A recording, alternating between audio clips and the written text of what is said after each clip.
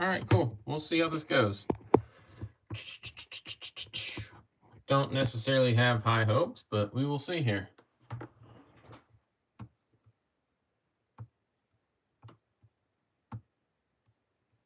Yeah. All right, so as of recent, I've been doing a good bit of pickerel fishing. So gonna tie up some flies for pickerel. A little game changer I tied up the other night. It's a little bit longer than I want it to be. So what I'm gonna do is tie up some smaller game changers here. I'm thinking maybe just take one shank out, and then I might go with a shorter shank here in the middle too. So let's get started. Typically what I will do is for my connections, I will take like a long shank. I want to say it's like a 25 millimeter shank, something like that. I don't know. Anyway, but I'll take one of these longer shanks and go in and cut it in the middle with a pair of wire cutters. And then I'll use one half as my tail shank, and I'll use the other half as my connection point shank. So I might already have some that I've done that with. Yeah, there's some. So I will use that as my connection shank. Or sorry, not connection shank, my tail shank. So I'm just going to go in here and stick that in my vise, and I'm just going to bend it to make a 90-degree angle. And that's literally the exact same thing as a fish skull tail shank now, but you just basically get that and a connection shank for the price of one. Gonna go ahead and cut it with some wire cutters there. And yeah, we've got ourselves a little tail shank here. Throw that in the vise. And I am using a Vivus power thread, that PB140. This is in chartreuse here. I seem to have had good luck with pickerel on chartreuse. I mean, it's not like they get fished for a whole lot, so I don't know that anything is necessarily imperative, but that's my plan here. It's going to be chartreuse and white, so we're going to do a chartreuse tail and a chartreuse head as well. All right, cool. Let's get started.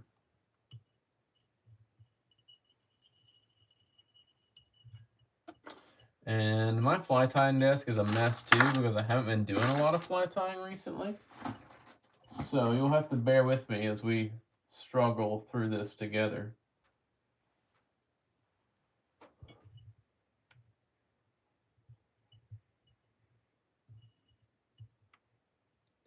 Can I get this to be in focus? Is that possible? Not gonna let me. I'll probably have to get some better software for this at some point. But let's see. Oh, finally I did it. Now it stopped. Okay, whatever. So if you want to see me, then this is great. If you want to see the fly I'm tying, then not so much, I guess. All right, let's pull out our mop material. I've had this mop since like 2012. I don't really fish mops much. I used to tie mops commercially for a fly shop though, before they kind of got mainstream. And so I've still got plenty of material. So, little mop here. I am just going to take and pull some of this material off of it. Can I make my screen here just the chat? No, that'd be cool though. Makes too much sense, doesn't it? All right, well, let's see here. So I'm just pulling off a little bit of this mop material here from the inner fibers. Usually you got 4 fibers that are kind of twisted. And then you've got all like the fine little mop chenille that they're kind of twisted up inside of. So I strip down until I've got just those 4 inner fibers. And that's a little bit better thing to tie down. It's just not quite as bulky. And then we're gonna wrap here.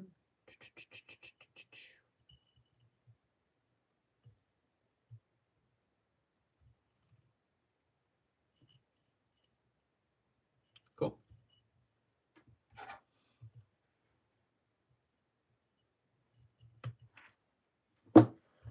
Yeah, so spring is basically here.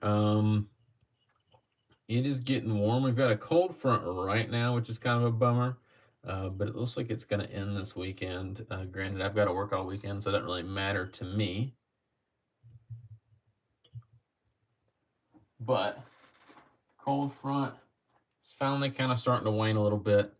And then we'll be kind of in full swing here. Granted, you kind of never know here if we're going to get another cold front any day now or whatever. So, all right. So this is just, shoot, I used to know the name of all this crap, but I can't remember off the top of my head. I've been out of it. I haven't fly tied much recently just because I have such a surplus of flies that I've already tied. Oh, so this is cactus hackle. And this is in like large here. All right.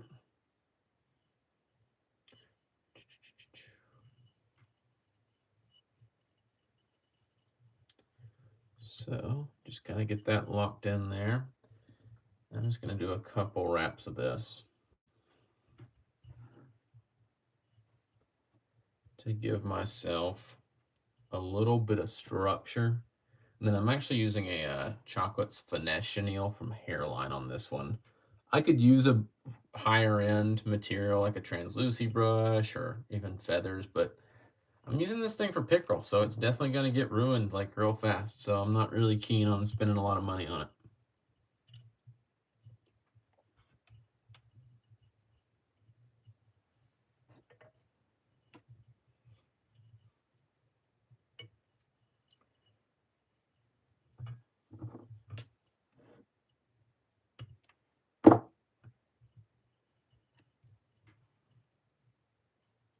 Just going to wrap over that a bit here.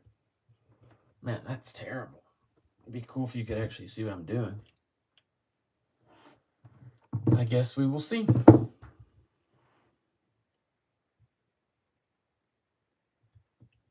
All right. So now I'm going to hit this with that little chocolate finesse chenille.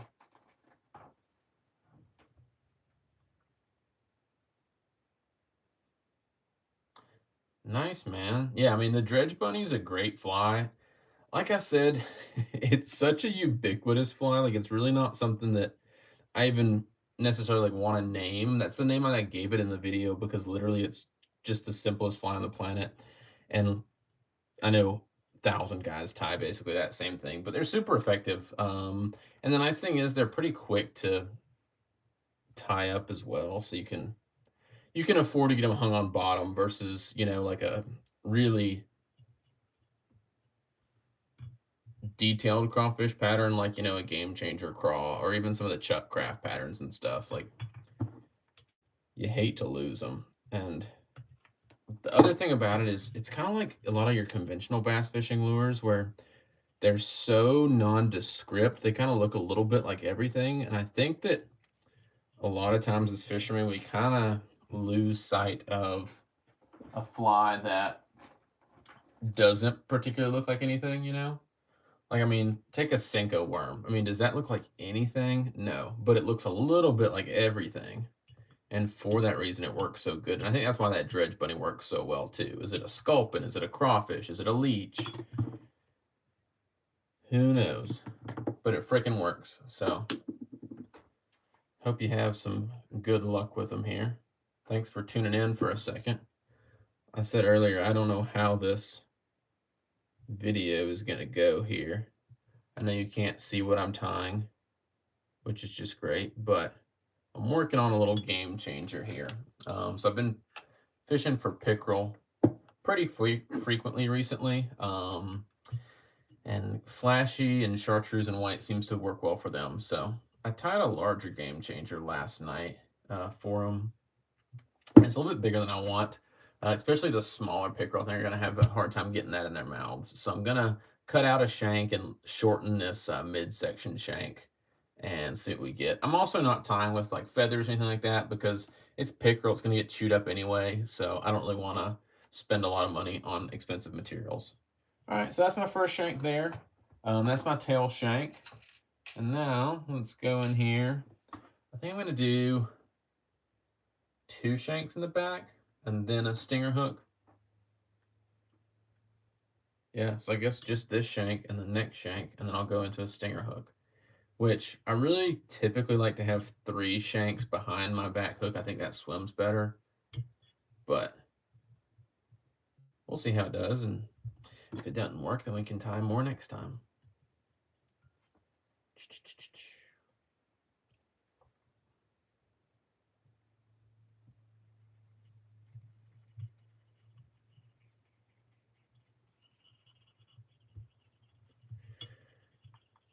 So really your tail section takes about more work than any section, just because you have to, for one, it's such a small shank, it's hard to tie in, and then two, it is got that mop material on it, or especially if you're tying like a feather changer and you've got like a flicker tail or anything like that that's got like feathers tinted around it, that makes it a lot more trouble. So again, we're just doing this large cactus hackle from Hairline as a filler, and then up front we're going to do that chocolate finesse chenille from Hairline. So both of these are Hairline materials here. We're just kind of slowly building up a taper for this fly.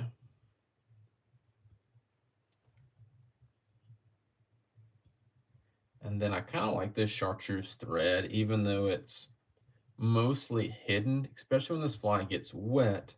That thread is going to peek through a little bit and give this fly just a little bit more interest to a fish, give it a little bit of kind of a 3D look. So cool.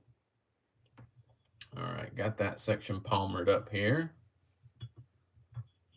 I think I said it in that dredge fly video, but I very rarely actually use the rotary feature on my vise.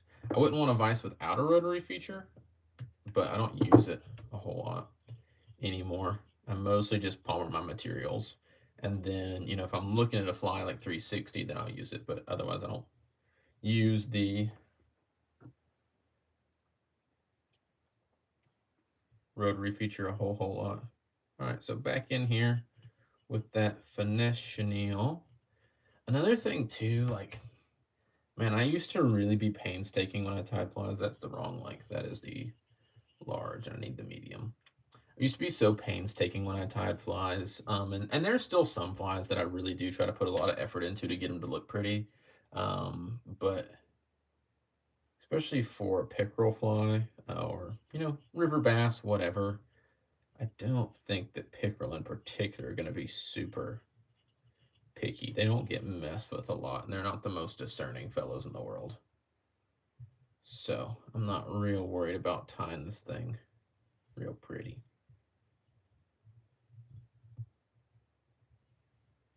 And they're going to teeth it up real quick anyway. It's different for muskie because, at least with muskie, I feel like that fly is going to last a while because it takes a long time to catch many muskie. But something like pickerel, man, they'll chew up a fly real quick.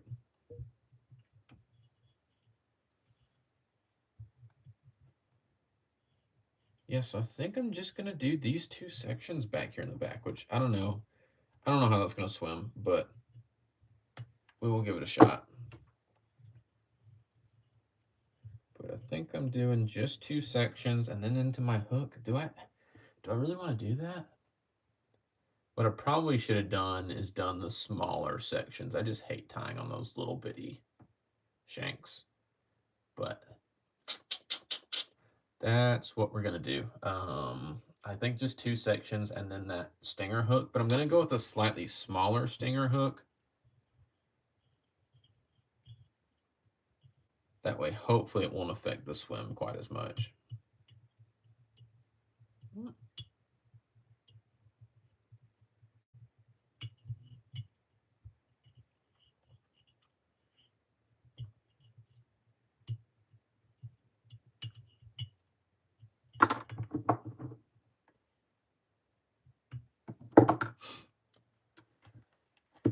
Did I hit that last section with the UV light? I honestly don't remember. I assume that I did, but I don't know.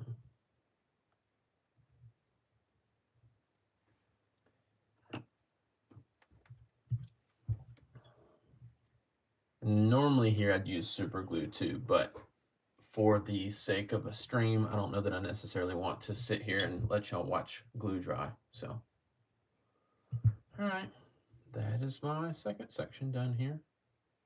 So usually for this back hook, I'm using something like a Arex, like 280. What is it?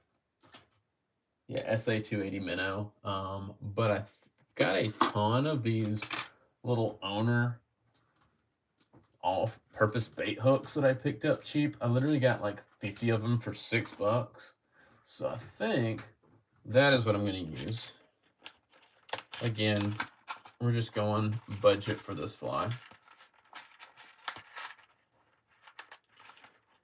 And then these things do have a bit of an offset, and they've got an upturned eye.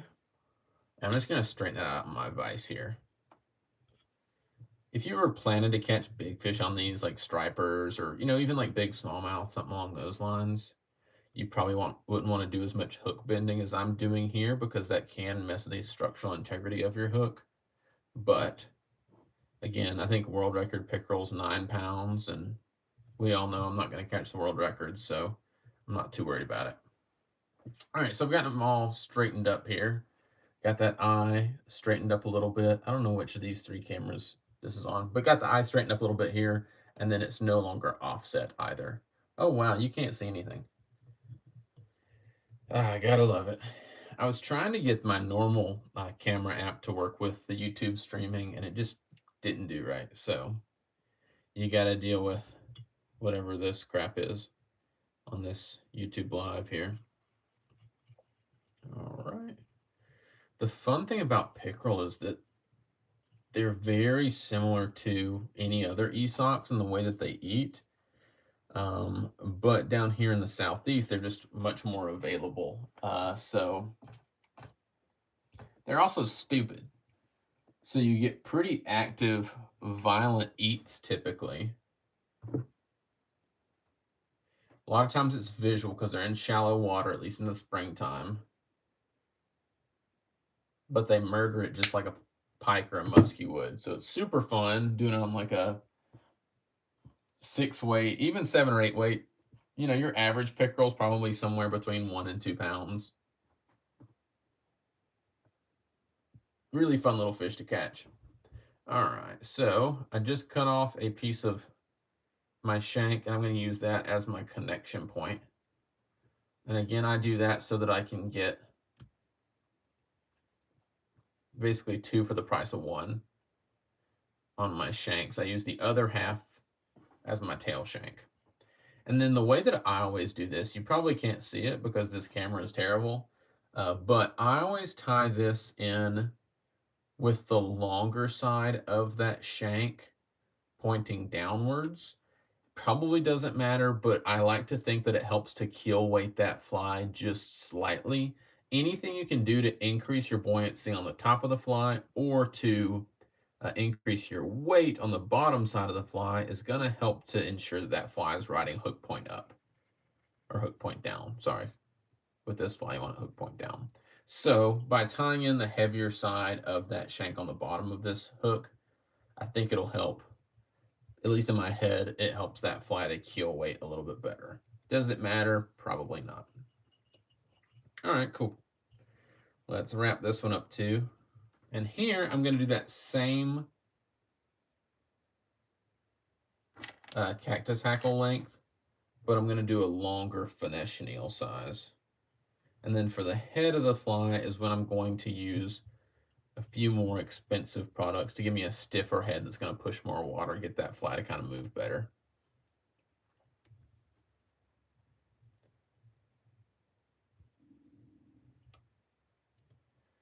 My stomach just grumbled.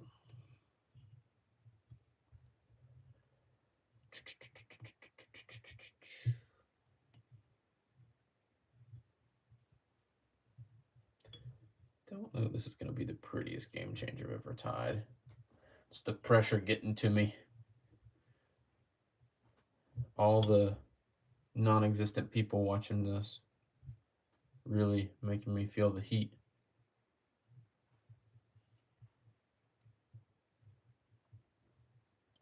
don't know how I feel about this streaming thing. I might do it some more, probably a little bit. If people seem to enjoy it, then I may do more, but it's not something I plan on doing a whole lot of. All right, so I'm going to tie back over this material a little bit. That's just going to kind of stiffen it up and make it thicker and fuller so that I can build off of it more as I wrap up.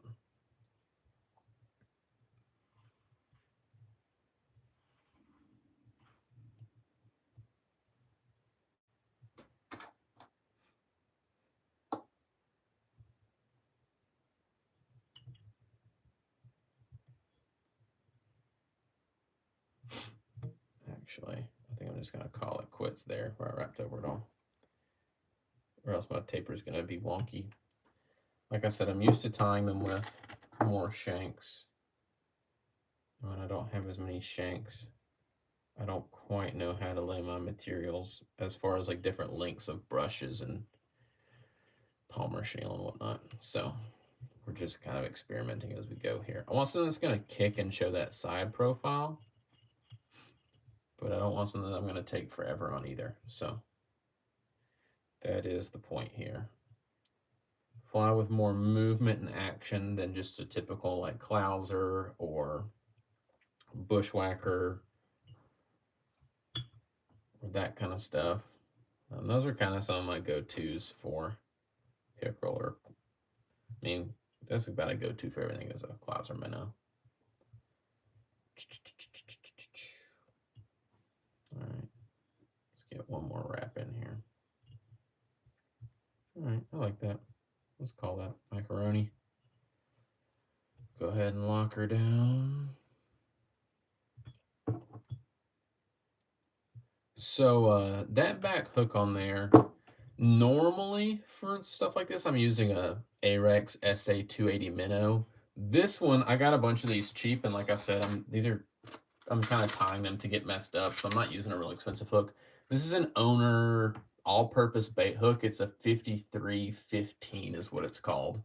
But it's things I don't like about it. Number one, it's got an upturned eye, which isn't necessarily conducive to like using it on a straight uh, fly like this. And two, it's slightly offset. So let me see here. If you can see it, it is, like I said, it's got that upturned eye, and then it's slightly offset too, which means that your hook point is not in line. Give me my giant fingers out of the way. Your hook point is not in line with the shank of your hook, which is good. It actually increases your hookups because it tends to rotate, doesn't tend to pull out of a fish's mouth quite as easily. So on like tarpon flies, when I tie them with big offset hooks, I leave that offset. But for this fly, it'll make it swim walky. So what I did was just stick it in the vise and flatten that eye out and bend that hook back straight. And like I was talking about, you do lose some strength doing that. You know, anytime you're bending the metal on a hook, you're losing strength. But I'm not expecting to fight big fish. If I was fishing for, you know, smallmouth or stripers or things like a big largemouth, anything like that with this fly, I would not do that. I'd use a more purpose-built, straight shanked hook. But for this fly, because it's just supposed to be kind of a cheap, semi-disposable fly, or at least as disposable as you can make a Gamechanger. I'm just using these hooks that I got dirt cheap. I also like them because they're fairly light wire. And this one's in a size 2 here. I'm using that tube back here because I've only got 2 shanks behind my hook. And usually I tie with 3 shanks behind that hook just to give it more action. If you've got a hook way back and it catches more water, catches more turbulence, it kind of messes with that action a little bit. So I'm using a smaller hook to hope it's not going to mess with my action quite as bad. So we'll see. If this fly sucks, then I'll just tie another one and use this one for bowfin, because bowfin will eat about anything. Not that pickerel won't. Maybe that's why I like fishing for them so much, because they're both pretty undiscerning. So even a bad fisherman like me can catch one every now and again. All right.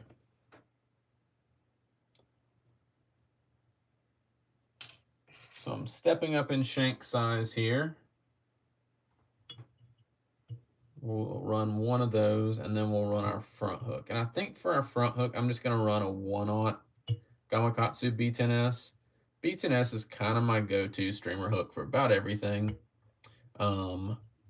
Sometimes they can be a little bit too light of wire if you're fishing for bigger fish in the small size hooks. They're great as like a topwater hook, but I don't always love them for a streamer hook if it's like a small streamer. Like if you're tying them in like a size 6 or 4, it can be a little bit small. But in the larger sizes for streamers, it's fine. And then in the small sizes, it's great for topwaters too, just because you're typically fishing lighter line anyway.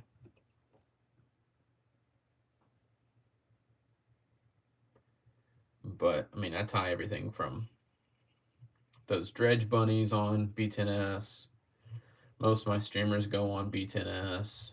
My musky flies go on like 3, 4, and 5/0 B10S. So I use a lot of B10S.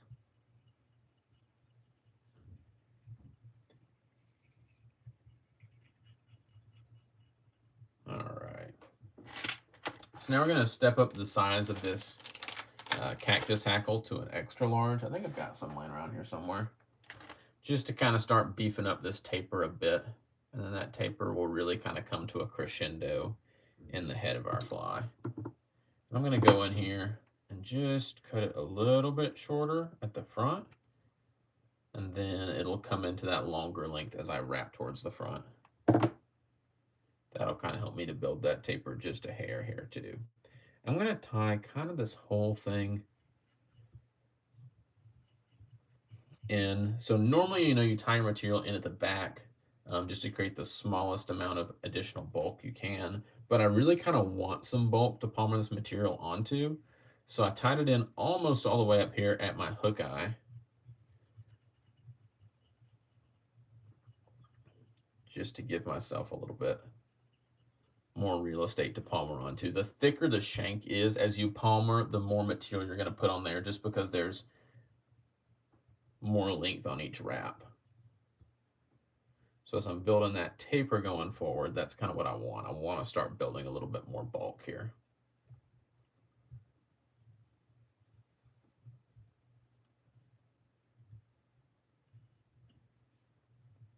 We'll see. I've gotten a little over ambitious with this taper. Just not super used to tying them this small. So I might have to do a little bit of trimming here. I don't think it'll be necessary though. I'm getting down toward the end of this hook. Where's my hemostats? Sorry, not the end of the hook, the end of the chenille. All right.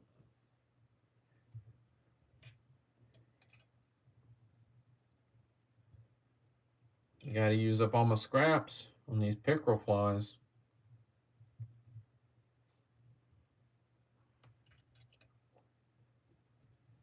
All right, I think that's about all we're gonna get out of that piece. We can get one more wrap out of it. That'll work. I'm just gonna throw all those extra fibers backwards when I tie this in.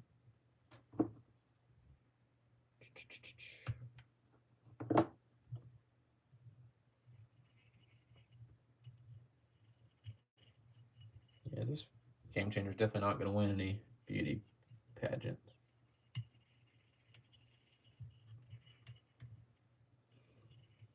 We might end up with more of a football profile on this one. More of a shad or brim profile more so than like a herring or anything. It's looking a little on the chunky side here in the midsection. But that material will kind of wrap back as well.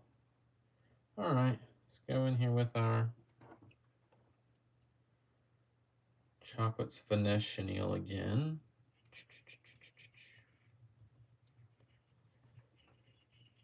This is just going to kind of make a veil over that cactus chenille.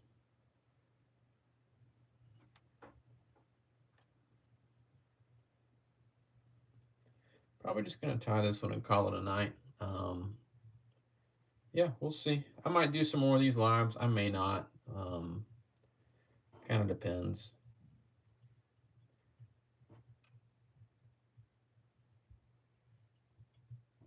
Alright, that's looking okay. Better than I thought. The head is what's going to kind of make or break your fly anyway, the way you taper the head and everything. So this one looks halfway decent. I think a pickerel will be dumb enough to eat it. I'm chasing that 9-pound world record.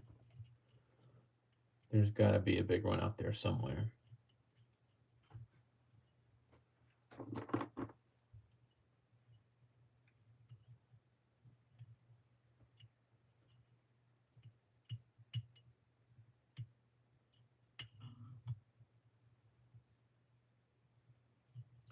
What's really crazy is the world record bowfin. I think that would be a crazy fish to fight. I mean, even like a 10-pound bowfin fights super hard. I mean, they're not going to like run a lot of line on you, but they do fight really hard. So, you know, I caught a couple that were maybe pushing 10 pounds, but never anything close to that 19-pounder. That's got to be wild. It was 19 pounds out of South Carolina somewhere, the low country.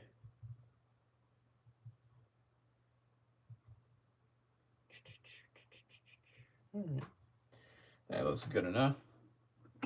It's funny, this one's looking kind of stumpy on me. So my last one looked a little bit too long, and this one's looking a little stumpy. So we'll see.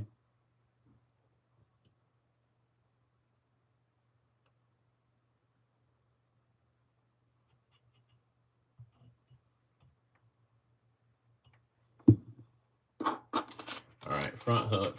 Like I said, B10S, 1/0.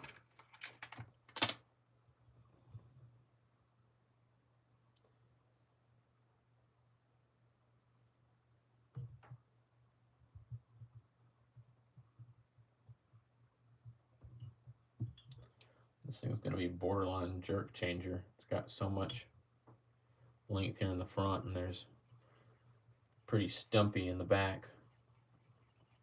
We'll see. They'll eat it, I'm sure. Ah, dang it, I forgot to keel weight it.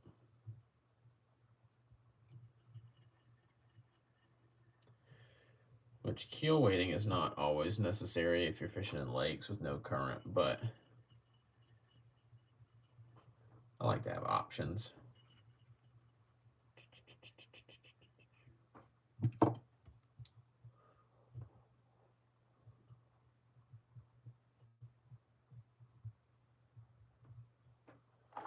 So I use 0.30 lead wire here.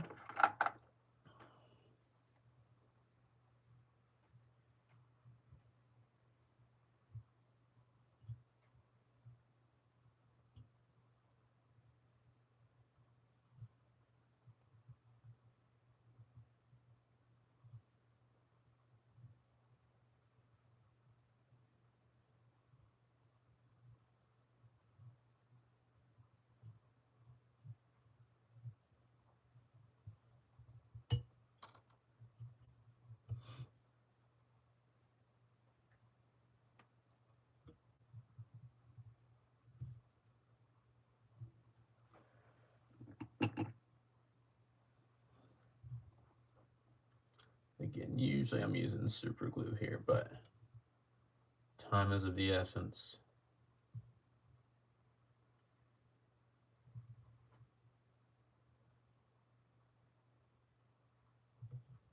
So we'll just lock this in with some solar res.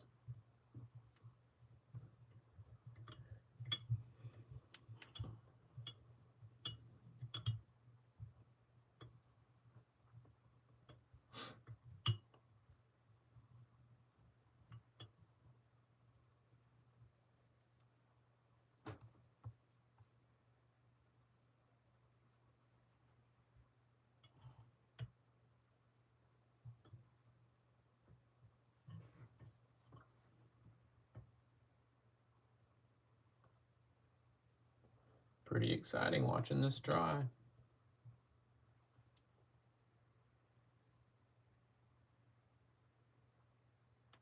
All right, cool. That ought to be good enough.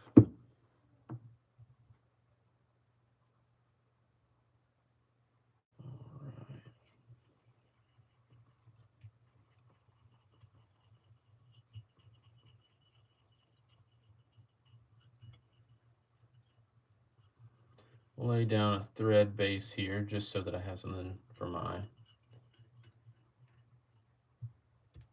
connection shank to kind of grab onto.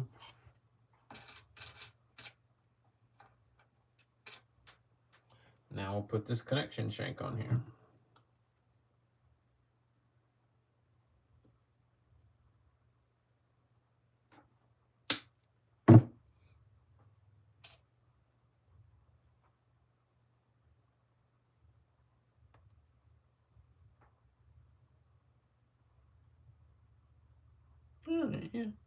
Yeah, I like it. I like that. I think that might work.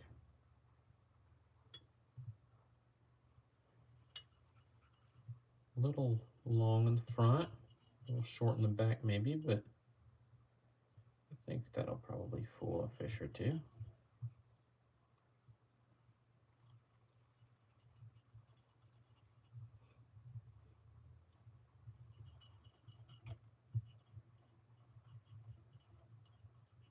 All right, so here, what I'm going to do, I'm going to start in the back with just this cactus chenille again. I'm going to do a translucent brush, a little more cactus chenille, a translucent brush, and then finally a sculpting brush from Renzetti. That's going to give a little bit more bulk to that head, as well as just a little bit more stiffness, help it push water. And you really want kind of your front section to push water and your back section to not have a whole lot of water disturbance, and that's kind of what gets it to jack out like that, because you've got this back section with momentum that's not slowing down, and the front section slows down rapidly.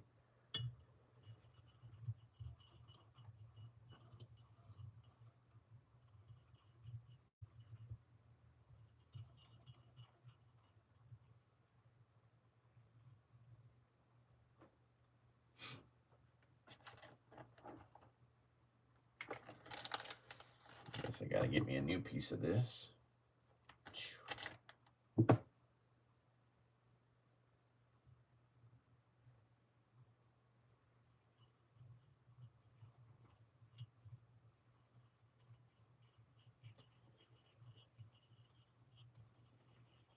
It's pretty wild, the Gamechanger platform that Blaine worked on for so long and created. I remember when it first came out, I don't know, maybe like 2010-ish, 2012, somewhere in there. I don't know, maybe it was a little after that. But I remember Umpqua released the like initial like almost teaser trailers for it, and I mean it looked incredible in the videos. Like the fly just swam just like a swim bait would. And then I remember ordering the shanks and ordering the flies from Umpqua. They weren't cheap even at that time. They were like $12 a piece, which was unheard of for a fly, you know, back when the Gamechanger came out. And I remember getting those things, and they were just freaking awful. Now, come to find out, you know, the way Blaine was designing the fly and the way that he was using the materials and the materials he were using were drastically different from the Umpqua fly.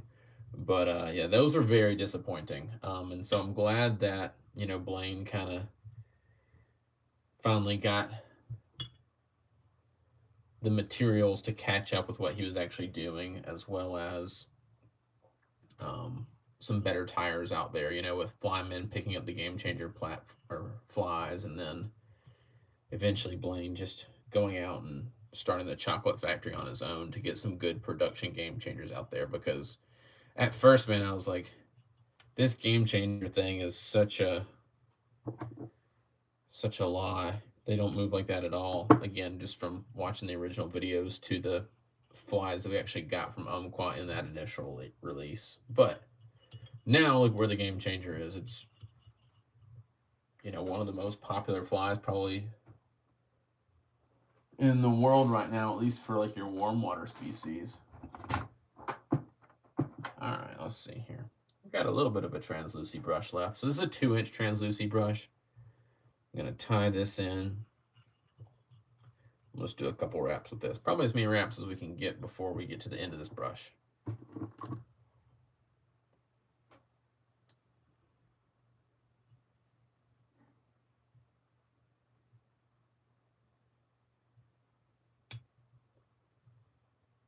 And then as I palmer this forward, I'm just wrapping, or just folding these fibers back.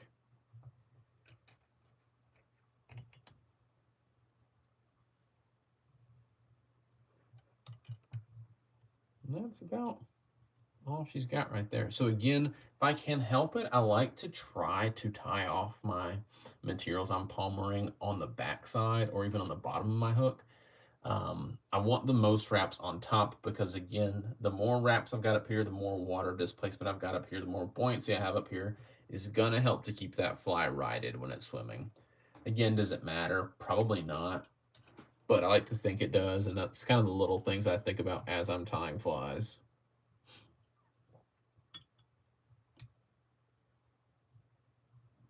Alrighty.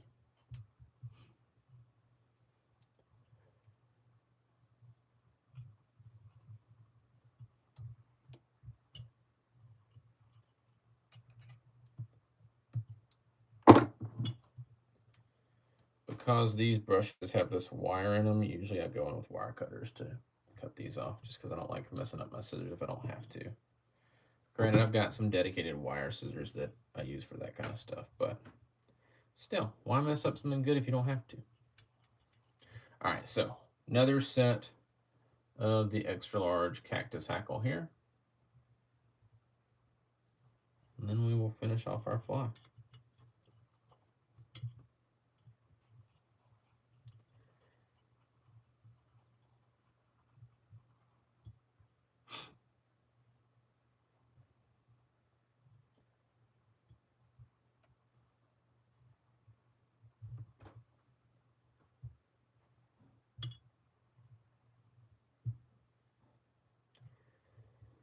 I know a lot of times the Schultz Outfitter guys will integrate a lot of rattles into their fly, and I think rattles help, not only with the noise. I honestly don't buy that rattles help all that much from a noise perspective, but anytime you're adding bulk to the front of the fly, you're adding buoyancy to the front of the fly, you're going to push more water and kind of cause more disturbance. And I do think that probably makes a difference. On this fly, I'm not adding any of that because I'm lazy and because the pickerel's going to shred it anyway. Let's do one more wrap here. Yeah, that was good. All right.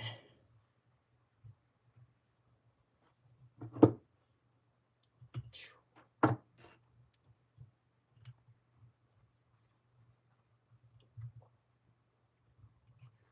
going to wrap back just a hair here. And let me pull out a translucy brush. So recently I've been kind of playing with the Acidio crates for my fly tying organization. They're pretty cool. They're just kind of dumb expensive, but I've got all my brushes here, some flash material up there. So I'm seeing how I like it. I think that where I'm really going to enjoy these is for traveling and fly tying, or when I want to fly tie places and I don't want to make a mess. I can actually just tie with my vise in the box here.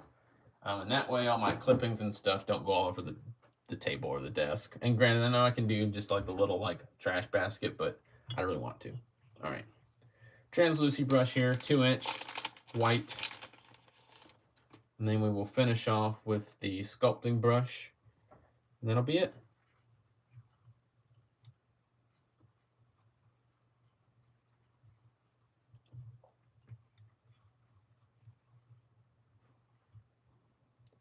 I'm just going to do like, I think maybe 3 wraps of this. Maybe not even that, maybe like 2 wraps. Give myself room for the sculpting brush.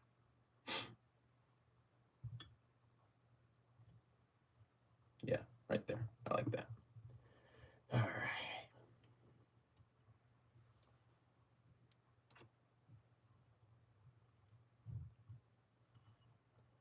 Cool. And then I'm overdue for dinner, so I'm fixing to check out here once I finish this guy up. Thanks for tuning in. Drew, I don't know if anyone else is out there, but Drew was, so appreciate you, Drew. Hopefully I didn't bore you to death.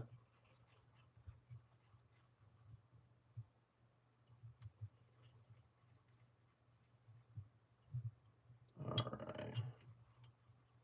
Now let's hit it with this sculpting brush and chartreuse here. I think this is a 2-inch here as well.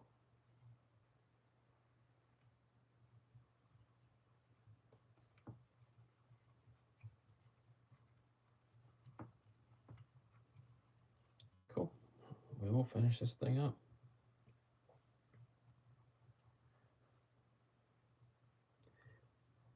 I do want to encourage people watching this video to tie game changers. They look incredibly intimidating because you're like, oh gosh, like it's got 10 sections and this, that, and the other. But they're about one of the easiest flies to tie. They're just time consuming. It's really just about kind of building up that taper as you go, and then you're repeating the same thing over and over. Literally, if you can tie a woolly booger, you can tie one of these because all you're doing is palmering up the entire fly. All right, I think we're done.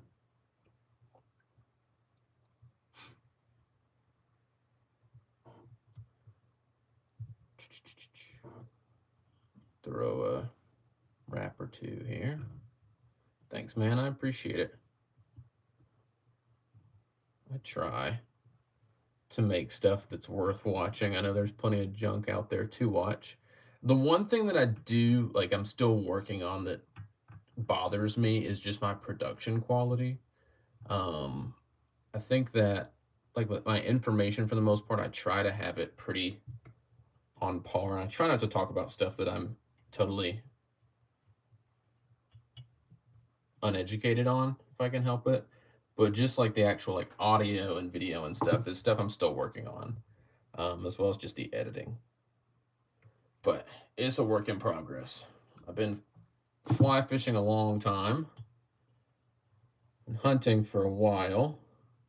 Really probably about as long as I've been fishing, just not as enthusiastically always. That's something that's kind of newer for me. But definitely have not been editing videos for very long. So, all right, let's whip finish this guy and throw some head cement on, and then I'm out of here. Hope you guys have a great night. Anyone watching in the future, thanks for tuning in too. That is, if this video even meets the light of day, if I decide not to delete it. And yeah, I always say this, but like, I spend way too much time kind of browsing my YouTube comments and stuff anyway. At my job, I get a decent amount of time to do that kind of stuff. So if you have questions, good gosh, what did I just do? If you have questions at any time, like reach out, throw them in the comments of my video because I enjoy answering those things. Also, shameless plug, if you do not have a fly shop, of course, like 100% support your local fly shop. I wish everyone would support their local shop. But if you don't have one to support, check out Unicoi Outfitters. If you're local, or you can always give them some business by giving them a call. Our web presence is severely lacking in terms of like an actual web store. Well, this fly's got a fat nose on it now, but they've got all kinds of stuff. They can special order everything. So if you need something and you're going to buy it off Orvis's website anyway, if you want to throw us a bone, that would be cool. All right, well, this fly was looking nice, and now it's got a fat nose because my thread broke. But that doesn't really matter either.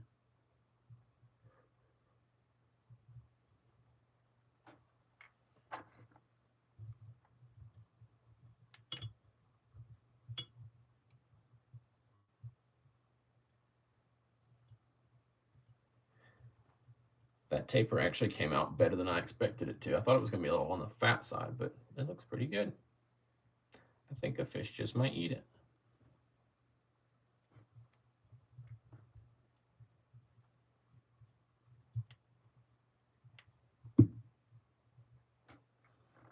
Throw one more dab of resin on here.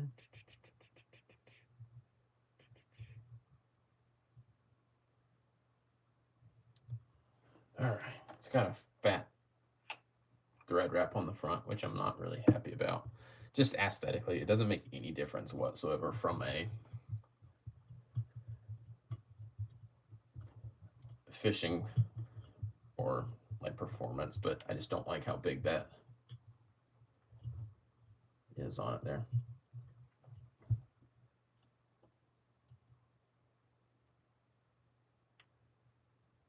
All right, cool.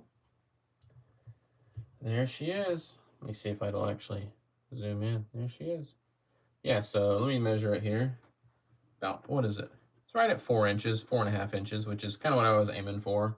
Nice little kind of small game changer there. I got the mop tail on it, the sculpting brush in the front, give it a little bit of water pushing, make it dance a little bit. So that is it, guys. Thanks for watching. And yeah, if you have any other ideas of stuff you want to see, always let me know. Let me get this camera to stop filming now.